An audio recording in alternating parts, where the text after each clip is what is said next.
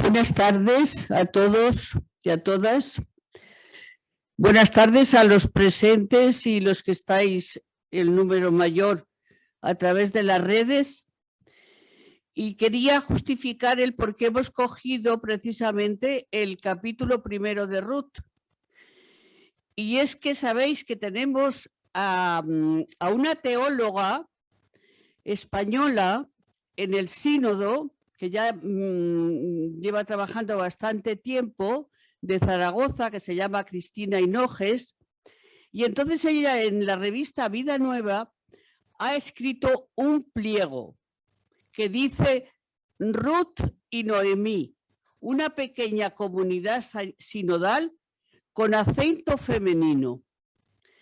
Bueno, pues sabéis que esta Cristina Hinojes es muy conocida de las misioneras de la unidad, y yo cuando me enteré que ella había sido llamada para el sínodo, además con un puesto bastante importante, que estaba en Roma desde hacía ya un tiempo trabajando para lo del sínodo, entonces la llamé por teléfono y la di las gracias y la dije que era una alegría muy grande para España saber que ella estaba representando a España de alguna manera y que, bueno, pues que el pensamiento de ella es muy abierto, el pensamiento de ella es la gusta que la mujer llegue al sacerdote, si se puede, sobre todo a dar los primeros pasos para una igualdad entre sacerdotes, esto entre hombres y mujeres, etcétera. Y entonces me dijo que estaba muy contenta, que estaba aprendiendo muchísimo, que habían tenido ya muchas reuniones y que había aprendido pues de tanta gente. Y precisamente el otro día la prensa nos decía que Cristina Hinojes ha presentado la inauguración del sínodo con el Papa, juntamente con un jesuita de Burkina Faso, un tal Paul Berré, y que, bueno, pues que ha tenido una importancia grande en la presencia de la inauguración de este sínodo. Entonces me pareció tan bonito porque, bueno, pues donde vayas iré, tu pueblo será mi pueblo, tu Dios será mi Dios. Yo creo que son palabras muy, muy importantes para una introducción en el tema ecuménico. Yo esta tarde no he buscado hacer una conferencia magistral, lo primero no soy hacerla, pero lo segundo de mucha doctrina, de muchos documentos, etcétera, sino que en esta tarde lo que intento es hablar del espíritu ecuménico. ¿Qué necesitamos para ser ecuménicas? ¿Qué espíritu que tenemos que tener para que nosotros tengamos ese acercamiento hacia otros hermanos? Bueno, para la que no, las misioneras de la unidad, sabéis que nos dedicamos a este tema, por tanto, yo creo que desde hace casi 60 años, no es que sea una moda de ahora, sino que antes del concilio nosotros fuimos fundadas, un añito antes, cuando ya los aires estaban cambiando en Roma, y entonces pues tenemos como obligación buscar este espíritu de reconciliación y de unidad. ¿Qué es el ecumenismo? En estos más de 100 años que llevamos caminando en el ecumenismo, se ha intentado dar muchas definiciones que nos aclararan su contenido, sus metas, pero no ha sido fácil que alguna de ellas recogiera toda la amplitud y la carga que conlleva la palabra ecumenismo. Por poner un ejemplo, me refiero a lo que nuestro querido fundador dio en su momento. Él decía, nuestro fundador, es una marcha hacia la unidad por medio de la oración, la conversión y el diálogo para llegar a la unidad de los cristianos. Por tanto, es una marcha, es un hacia, es por la oración, la conversión. ¿Para qué? Para que el mundo crea, para llegar a la unidad. Por tanto, no se queda en sí el tema, la oración o la conversión, sino es para que el mundo crea. Jesús dice, todos unos para que el mundo crea. Monseñor Usma, gran amigo del Pontificio Consejo para la Unidad de los Cristianos, hace unos años decía: el ecumenismo es un acto de fe en busca de la unidad visible, y así podríamos seguir poniendo diferentes definiciones, pero todas nos quedarían cortas, ya que si llamamos al ecumenismo como movimiento, es imposible poner límites a lo que se mueve sin parar. Si es un hacia, es caminar hacia. Por tanto, es muy difícil poner límites a una definición de ecumenismo.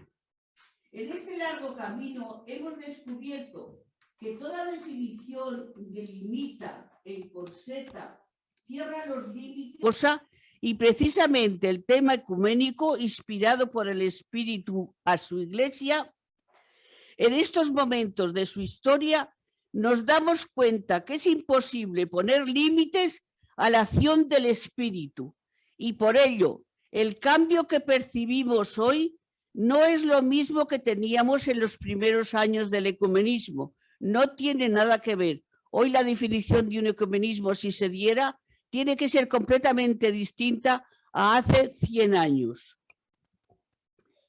Por entender esto que voy a referir, por esto voy a referirme a este tema y voy a dar unas pistas del clima de cambio que hemos tenido en la Iglesia. Hoy vamos a descubriendo que el ecumenismo con mucha más riqueza y cambios que en otros momentos de su historia. Hoy nos encontramos con gestos, con presencias, con intercambios de diferentes maneras de vivir y ser cristianos, que nos ponen en unos caminos que nunca habíamos soñado. Hoy se habla de ecumenismo de la vida, de la cooperación, del encuentro, de la fraternidad, del ecumenismo del corazón, del ecumenismo de la sangre.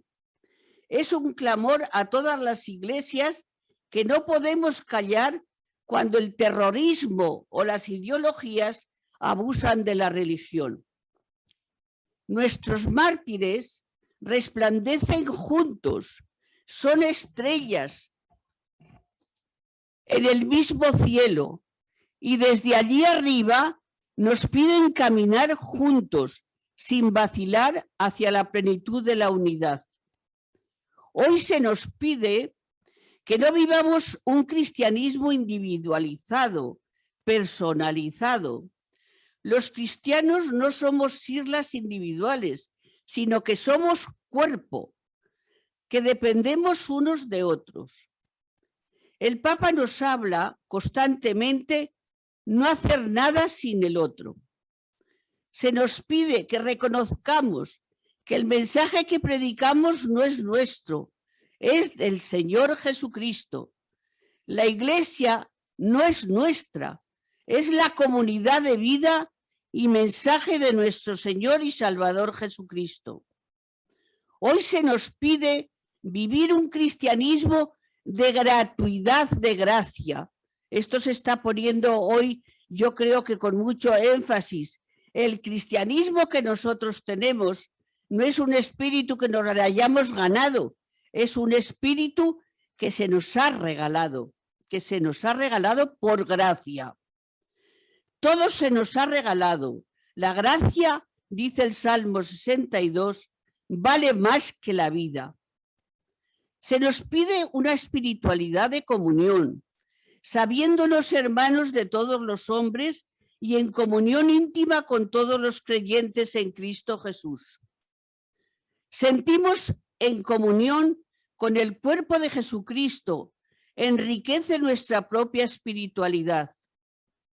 Francisco tiene frases que contienen toda la teología de la unidad. Dice: caminemos juntos y llegaremos lejos. Pidamos al Espíritu el don de la unidad, porque solo difundiremos fraternidad si vivimos como hermanos entre nosotros. Estamos divididos. Hemos roto en 1000 pedazos lo que Dios ha hecho con tanto amor, compasión y ternura.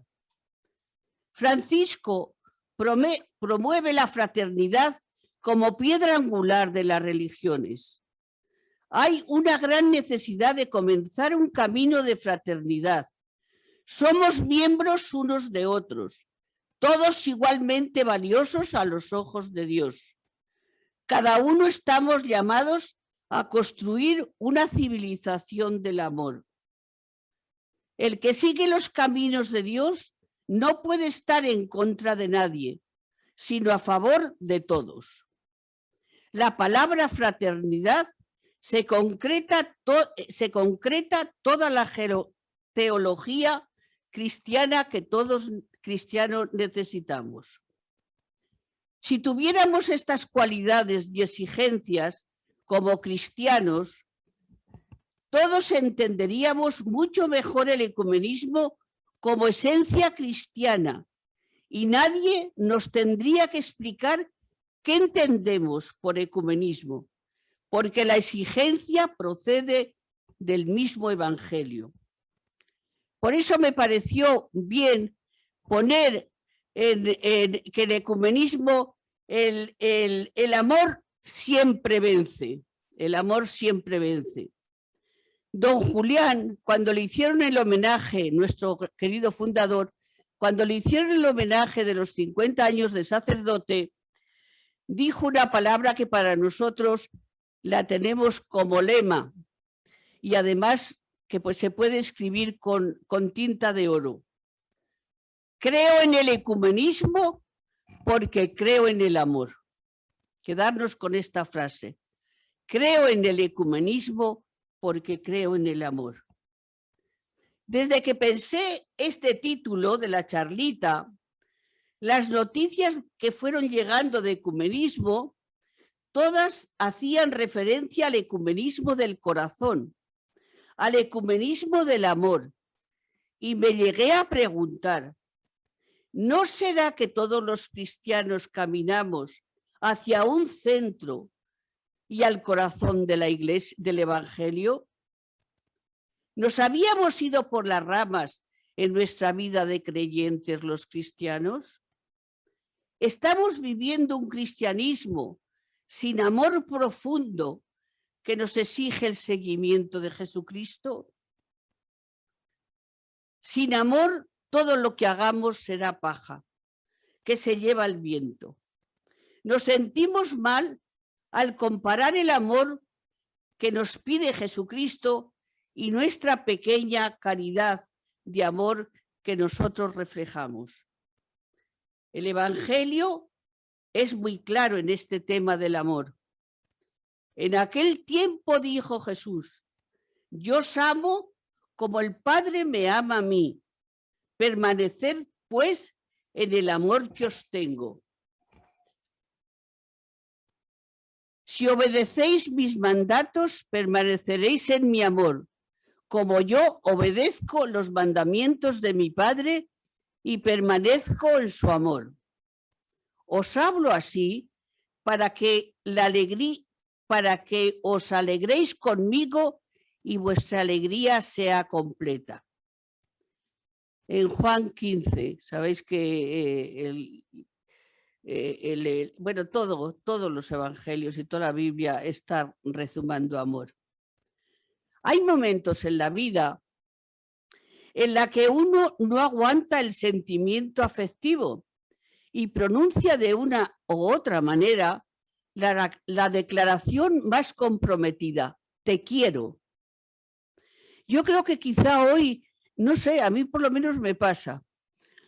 Cuando en los WhatsApp tenemos uno de la familia me sale lo que no me salía antes. Os quiero muchísimo. Ser felices. Dios os quiere felices. Dios nos quiere a todos felices. Y la verdad que quizá es verdad que ahora, antes parece que a los padres decirlos te quiero y besarlos, y eso no lo hacíamos nunca. Y ahora, sin embargo, yo creo que la palabra nos está rebosando, eso de que hay una necesidad de que sentirnos hermanos y queridos de todos los otros. Jesús, en este texto da la sensación que no se puede contener sus sentimientos, explicita el amor con que ama a los suyos. Yo os amo como el Padre me ama a mí. Somos amados de Dios. Nadie tiene hacia nosotros un sentimiento más positivo que Él. Yo soy amado de Dios. Jesús me ha declarado su amor. Amor saca amor, dice Santa Teresa. Quien se sienta amado, que ame.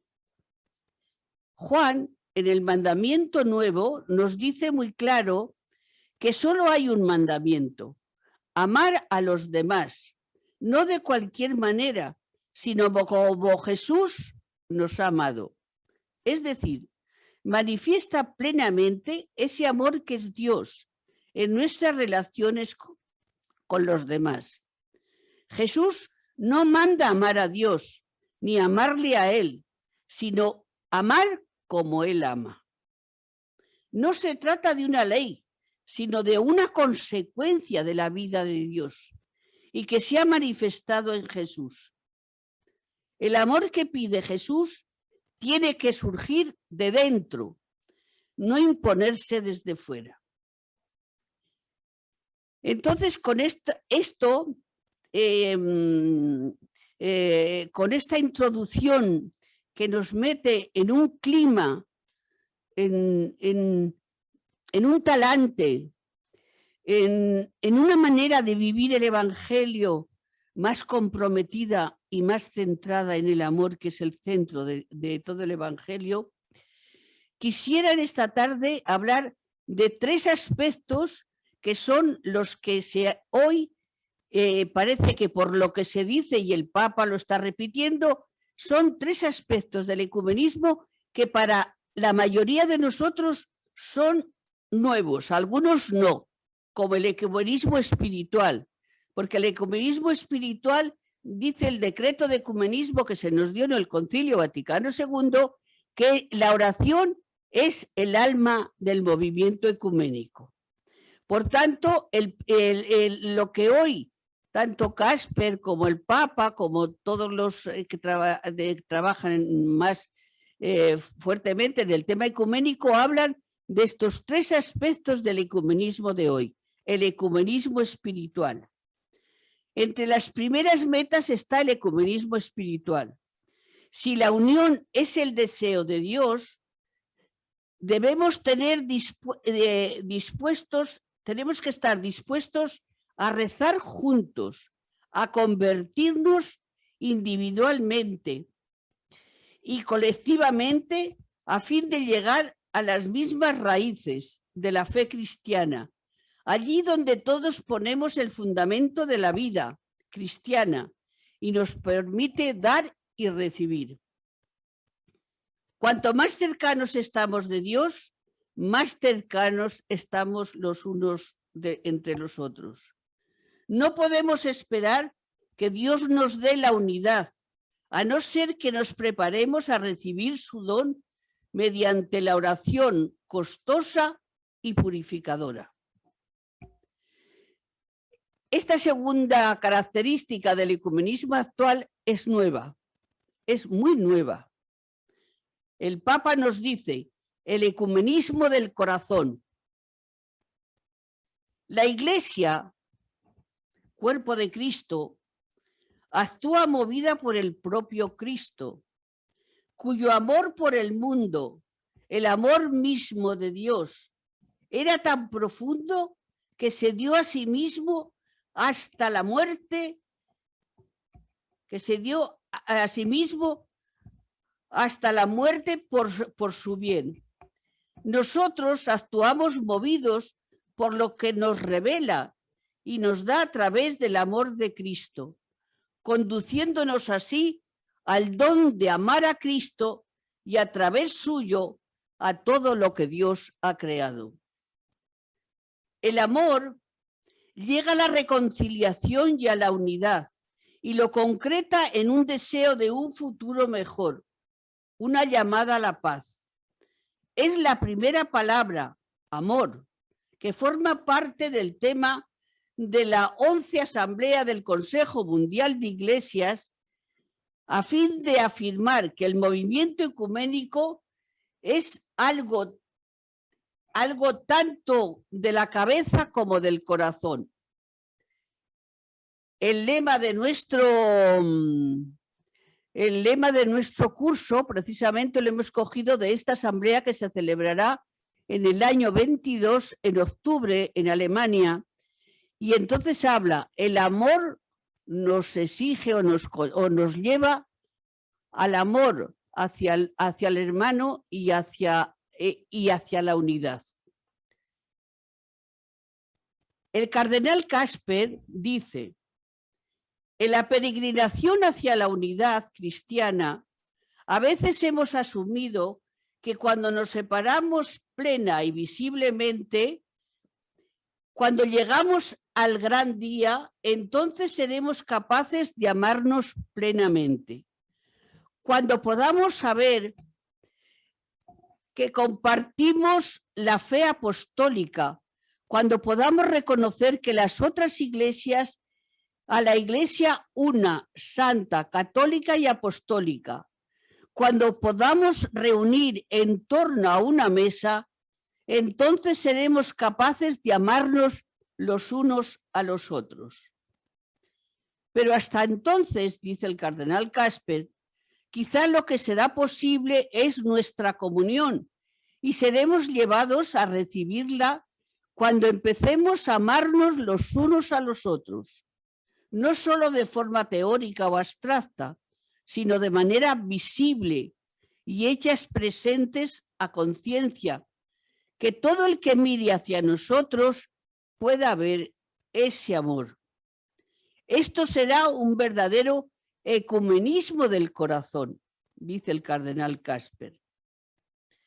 El otro día me encontré también con un texto de un sociólogo, Fernando Vidal, que dice que al final de cada día la persona sabe que busca un amor vivo y ningún juego puede simular. Al final, al corazón no se le puede engañar, porque solo puede satisfacer su sed con la auténtica relación humana. Aquello en lo que el amor arde esplendorosamente, pero no se consume ni se destruye. Hoy el amar al otro, el acercarnos al otro, el sentir que el otro me importa, ese sentido, ese ecumenismo del corazón. Nosotros hemos estado el otro día en una presentación de un libro de un protestante. Yo noté que había fraternidad. El pastor decía, ¿cuántos años llevamos construyendo nosotros la fraternidad que tanto se habla ahora? La fraternidad es que nos sentimos cercanos del otro, sentimos el latido del corazón del otro. Este es un aspecto del ecumenismo actual. Hemos dicho el ecumenismo espiritual, que es insustituible. Hemos dicho el ecumenismo del corazón y ahora vamos a decir el ecumenismo receptivo. Muy importante. Se está hablando desde el Consejo Mundial de Iglesias muchísimo sobre el ecumenismo receptivo. ¿Qué es el ecumenismo receptivo? Una de las metas que tiene un gran futuro y futuro esperanzador es el ecumenismo receptivo y del consenso diferenciado. Uno de los más grandes fallos del movimiento ecuménico es que la gran cantidad de acuerdos a los que han llegado a través de diálogos, las diferentes iglesias, no han sido ratificados, no han sido reconocidos por las propias autoridades respectivas de las iglesias y han quedado a nivel de los expertos nombrados por las confesiones y no han llegado a convertirse en parte de su respecto acervo doctrinal.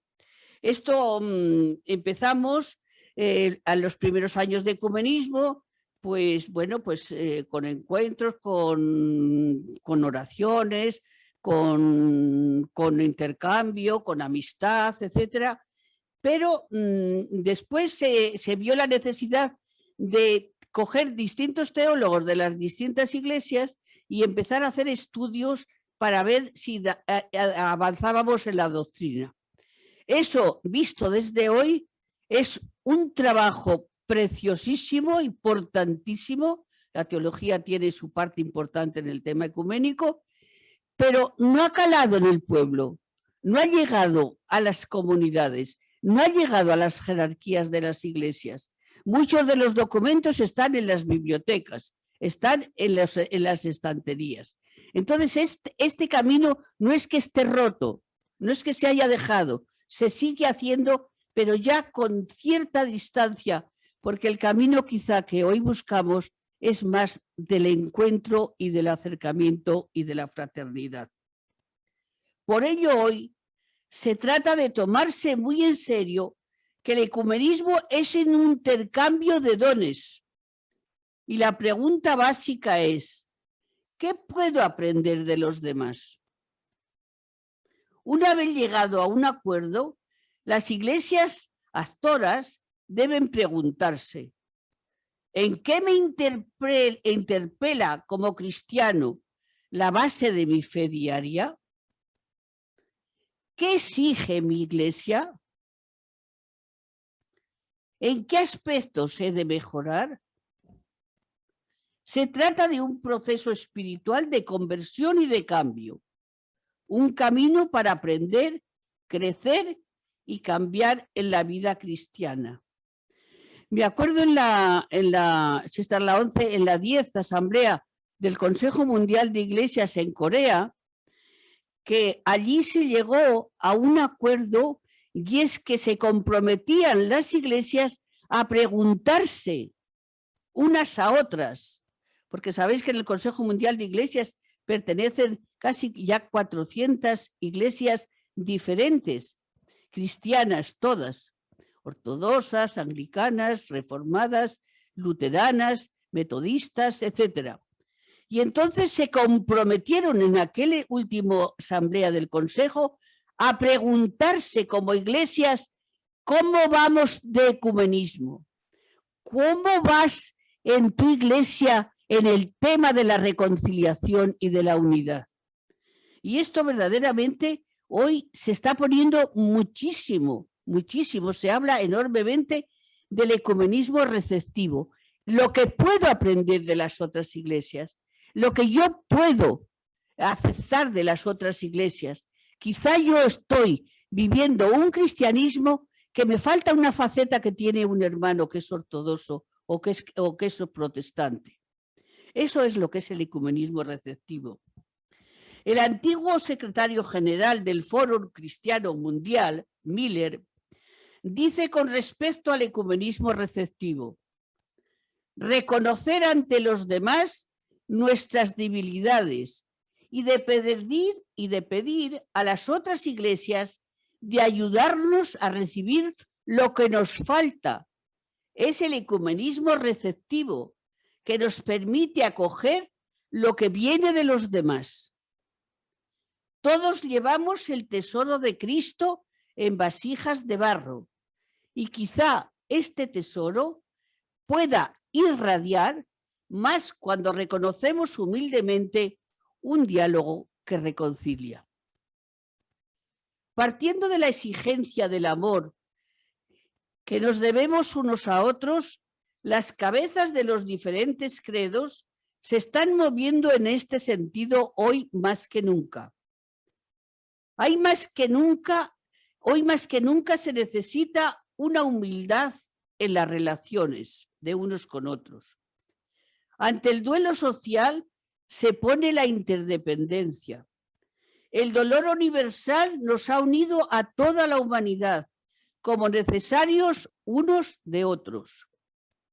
No somos islas, somos tejedores. Formamos parte de un cuerpo social al que pertenecemos. El Papa Francisco dice: un mundo sin hermanos es un mundo de enemigos. O somos hermanos o nos destruimos mutuamente. Bueno, pues esto es un poco lo que yo quería deciros en esta tarde, que me parece que es, vuelvo a repetir, que es necesario para trabajar en el ecumenismo este talante, este estilo, esta manera de avanzar nueva, esta iglesia que nos está dando tanta alegría, el ver que verdaderamente parece que estamos descubriendo los caminos auténticos del Evangelio, etcétera, es lo que yo quería en esta tarde. Para ya al final siempre me gusta poner algún ejemplo de lo que está haciendo el Papa o otras iglesias en este campo del que yo he dado la teoría, pero ahora para que veamos que la práctica es una realidad. No es que se quede el Papa en una teoría, no es que el Consejo Ecuménico de las Iglesias o otras organizaciones ecuménicas estén dejando solamente la teoría, es decir, hay que amarnos, hay que juntarnos, hay que descubrirnos, hay que valorar lo que tienen los demás, sino que vamos a ver también algunos gestos de amor y de fraternidad que últimamente se han dado. La vida es el arte del encuentro, aunque haya tantos desencuentros por la vida. Ante los miedos sociales está muy presente la tentación de levantar muros en la tierra y en el corazón humano para evitar el encuentro con otras personas y culturas. Sin embargo, la vida es ante todo encuentro y la fraternidad universal reclama una cultura que vaya más allá de las dialécticas que dividen y enfrentan para formar ese poliedro. Daros cuenta que antes, cuando hablábamos del ecumenismo, ¿os acordáis que antes para hablar un poco pues, del pueblo de Dios poníamos pues un poco el Papa arriba, en la pirámide, después eran los cardenales, luego eran los obispos, luego eran los sacerdotes, luego eran las religiosas y religiosos, y luego por último abajo poníamos al pueblo de Dios. Eso era cuando éramos nosotros muy jóvenes. Después, cuando vino el Concilio Vaticano II, empezamos a hacer el círculo. Y entonces todos entrábamos dentro de ese círculo y entonces todos éramos reconocidos con lo que teníamos. Hoy el Papa ha ido muchísimo más allá y nos habla de poliedro. Poliedro tiene inmensidad de lados, inmensidad de puntas, pero todos forman el poliedro.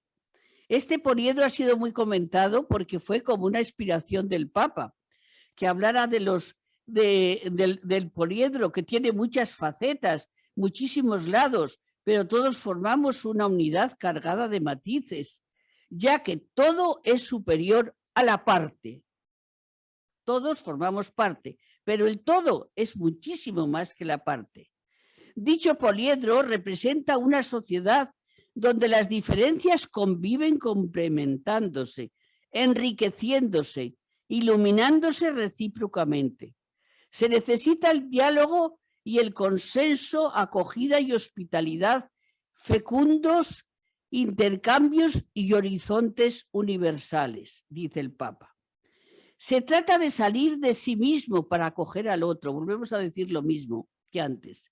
Esto no supone renunciar Esto no supone renunciar a lo propio, al contrario, es necesario estar bien arraigado en la propia identidad y vivirlo con intensidad, pues una sana apertura nunca atenta contra la identidad.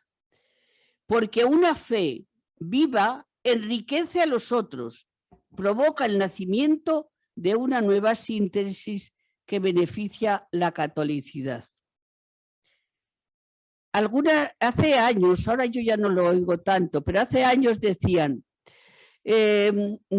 mira, no tenemos que decir en las reuniones que somos ni católicos ni protestantes, porque eso ya empezamos mal. Y eso es entender mal el ecumenismo.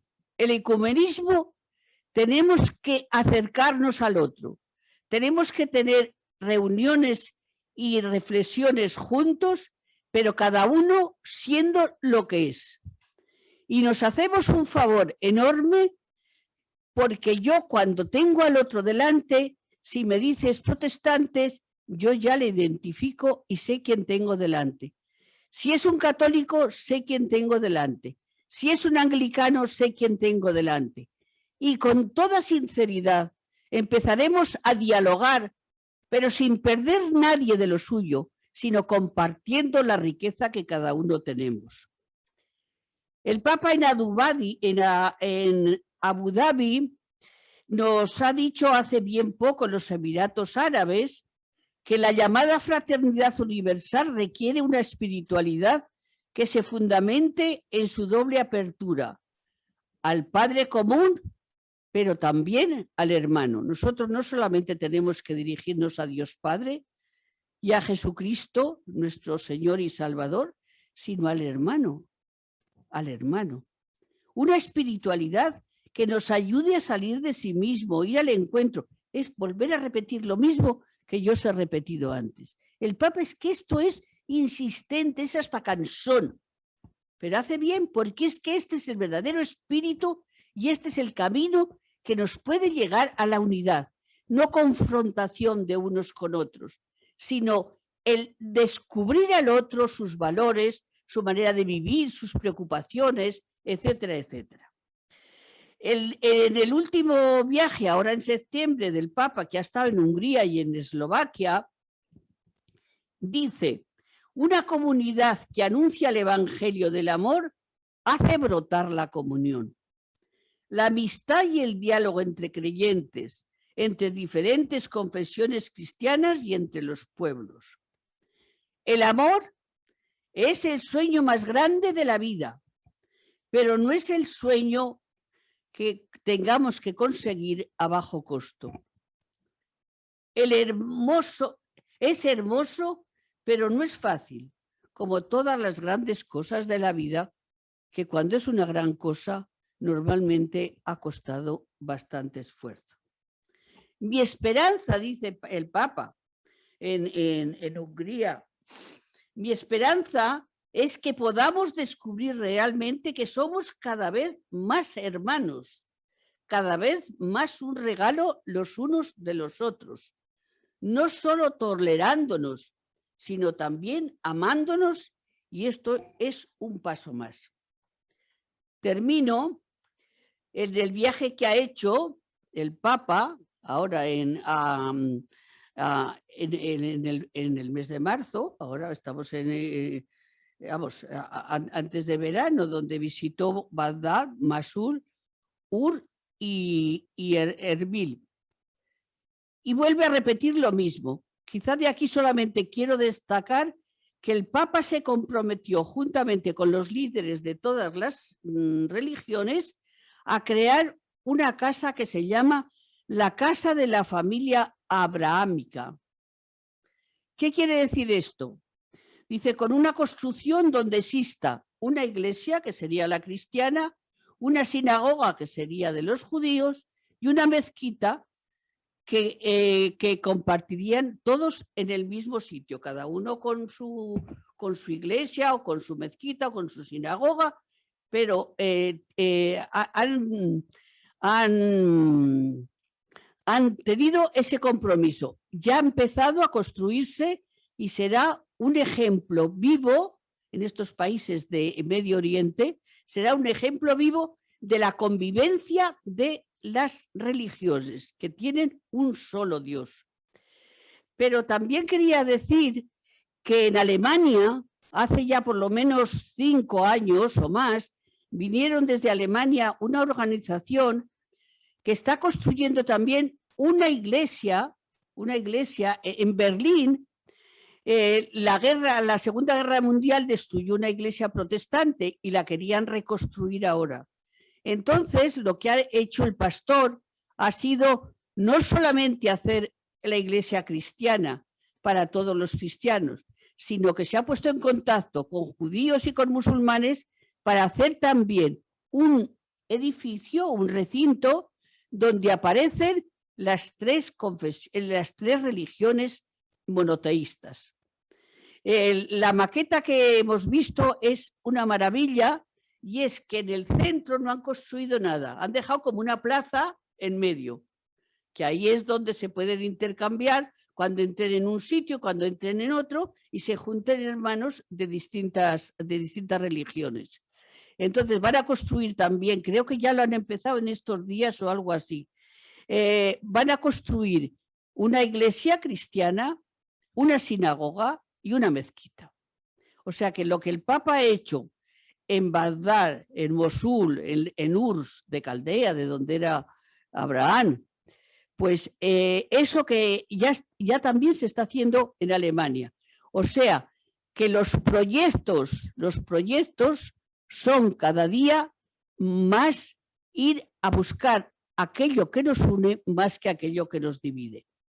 Tenía puesto aquí también la Fratelli Tutti, que ha sido una maravilla que el Papa nos ha regalado, y es que cuando lees la Fratelli Tutti es que encuentras ecumenismo puro y duro, porque es estar a disposición del otro, encontrarte con el otro, ir a buscar al hermano, caminar con el hermano, etcétera, etcétera. Y para terminar, pues esta mañana, no, ayer saqué una, para ver que no todo camina como queremos, que no todo es camino juntos, que no todo es reconciliación y unidad, sino que también hay divisiones. Saqué ayer una noticia que es escalofriante. El patriarca Alesis de Moscú, tenemos distintos patriarcas, el de Rumanía, el de Grecia, el de distintos patriarcados. Y entonces el de Rusia dice el Concilio de Obispos Ortodoxos Rusos ha previsto ahora para noviembre hacer se espera que haga la excomunión al patriarca Bartolomé de Constantinopla y de los jerarcas, etcétera, por haber erigido la iglesia autocéfala de Ucrania, que pertenecía a Rusia, y eso, como la han reconocido propia del país de Ucrania, entonces el patriarca de Moscú se ha levantado en armas. Pero es que dice la nota, que para mí es lo más gordo, la tormenta que comenzó con el reconocimiento de la autocefalía ucraniana en el 2019 se está convirtiendo en un huracán que para partidarios de Moscú podría tener la gravedad del cisma entre Oriente y Occidente del 1054. Daros cuenta, ¿hasta dónde llega? Si el choque continúa, en el tiempo, lamentablemente, se producirá un nuevo cisma en la Iglesia. Esto me han cogido el corazón, de verdad. Y que además que lo ponga como un cisma como Oriente y Occidente, que fue la separación de Oriente ortodoxo y Occidente católico. Entonces, ahora sería el norte de Rusia dividido de Ucrania, que están un poco más abajo, y sería un cisma enorme. Entonces, fijaros que todo lo que hemos dicho prácticamente, pues tiene sus momentos que no son tan fáciles y que nos traen también no solamente la unidad, sino la división. Terminamos con las palabras del Papa Francisco en la apertura del sínodo de la sinodalidad. Estamos llamados a la unidad, a la comunión, a la fraternidad que nace de sentirse abrazados por el amor divino que es único. Amén.